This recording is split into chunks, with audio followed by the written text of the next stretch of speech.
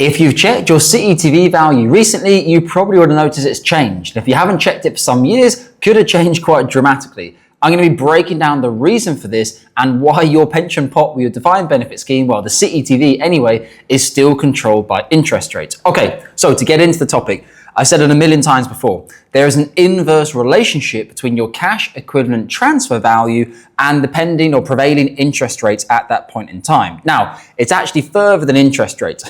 It's not just the interest rates, it's actually the long-term gilt rate. I personally always use the 30-year gilt rate as the barometer for me in the market. Now, if we quickly have a look at the data, we can see in 2008, from the Bank of England, we had the financial crash, right? The base rate went down to 0.5% in the UK, and it stayed at 0.5% from 2009 all the way up until 2016. That's unbelievable it stayed that low, trying to stimulate the economy for such a long period of time. The UK government just started to try to bring it up in 2017, 18, 19, and then boom. COVID pandemic, 2019, March, interest rates, base rate in the UK went from 0.75% all the way down from 0.1%, where it stayed until around January, the back end of 2021. So what this means is, if you checked your CETV the last time in 2020, 2021, you may have seen a very large number in comparison to the CETV value you see now. We've had clients come through and say, I had £1 million, my newest CETV is 600,000 or something like that. That is par for the course and pretty much standard that we're seeing across the industry. What's happened since then is the base rate in the UK shot up like a rocket. Come 2023, base rate in the UK was up to 5.25%, and obviously now they've brought it back down to 4%. Now, crucially, the reason I say it's not just interest rates, because your seeding scheme in the UK doesn't work out your transfer value based on the UK base rate. What they work out your transfer value on is how expensive is it going to be for them to meet their future liabilities of your scheme. So this is where we flip over to the 30-year gilt rate. I always use Market Watch for this. Currently speaking, at time today, it's 5.814% in terms of the 30-year gilt. And if we zoom that out over a 3-year period like it is now, you can see how that has increased over the course of time. Now, you might be saying, hang on a minute though, Dominic, let's go back to the base rate. And you'd be correct. Since the end of 2023, the base rate in the UK started to come down. August 2024, come down, 4.75, 4.5, down to where we are now at 4. So you'd be thinking, hang on a minute, shouldn't the 30-year gilt rate be following that same cycle?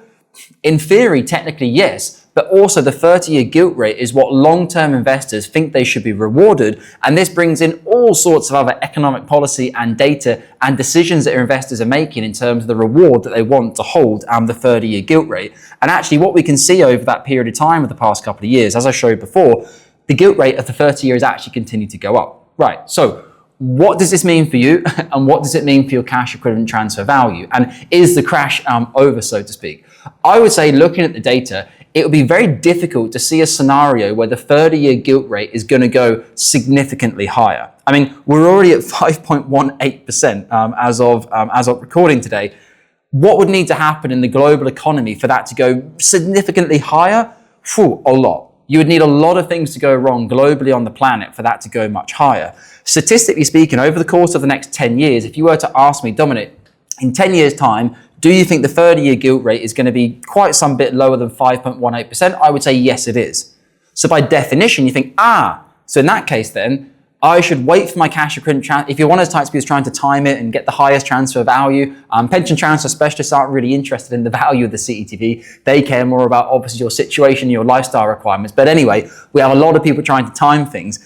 What I would say to you is, over that 10-year period, yes, I think the 30-year gilt rate will be lower. I would have thought the UK base rate would probably be slightly lower than 4% over the 10-year period as well. However, that is just one factor, which you cannot control. You have no control over what the 30-year gilt rate is going to be. You have no control over what the UK base rate is going to be. And the reason it concerns me to try to have that type of mindset of waiting to go back to these ridiculous numbers that people had in 2020 and 2021 for CETVs, I don't think it'll ever happen.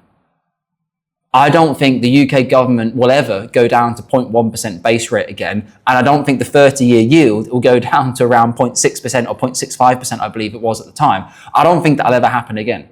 We were coming off the back of a financial crash. We then had a global pandemic, the likes of which had never been seen before. Now, I say that, I'm sure when they had the Black Plague and the Black Death or whatever, I'm sure it was also life-changing, and people say, we've never seen something like this before. But the pandemic was different in terms of our generation and what we've seen with CETVs.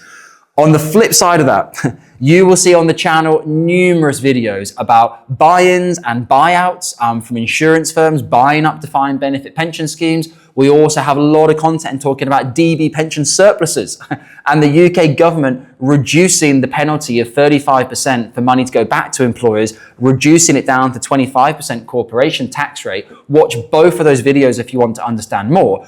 So when we talk about, say, in 10 years' time, who knows where the industry is going to be in 10 years' time? How many DB schemes will even be left after the amount of buy-ins that are going on at the moment? In 2024, there were nearly 300 buy-ins from insurance firms effectively buying in the book.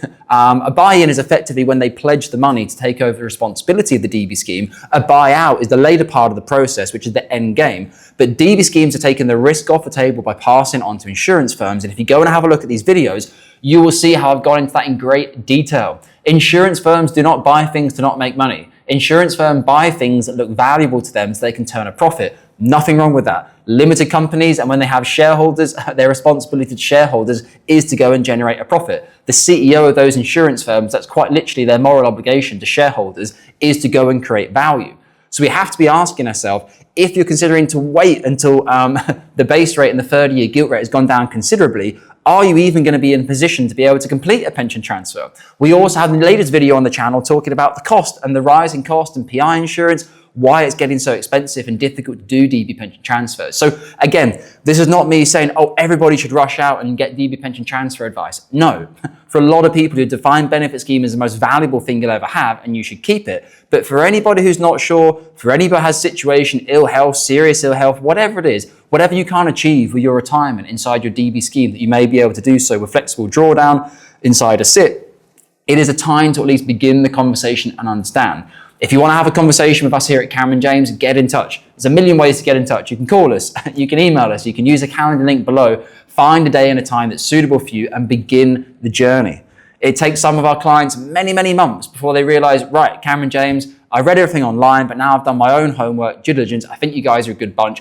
I want to move ahead as part of a two-advisor model to at least start ascertaining my CETV value, etc., from my DB scheme, and ultimately putting them forward to the pension transfer specialist for authorized and regulated advice. I hope this video has been useful for you today and gives you a quick understanding of how interest rates affect your defined benefit pension. And lastly, I would say, I think the crash is over. I don't think CETVs can crash out much further than they are now. But the point is, if you're waiting for a massive uptick, I would be careful, because by the time that happens, you don't even know what the availability of DB advice is going to be like in the market. If you require regulated and authorized financial planning advice, you're probably better to do something about it sooner rather than later, as I think advice will get more expensive and more difficult to obtain.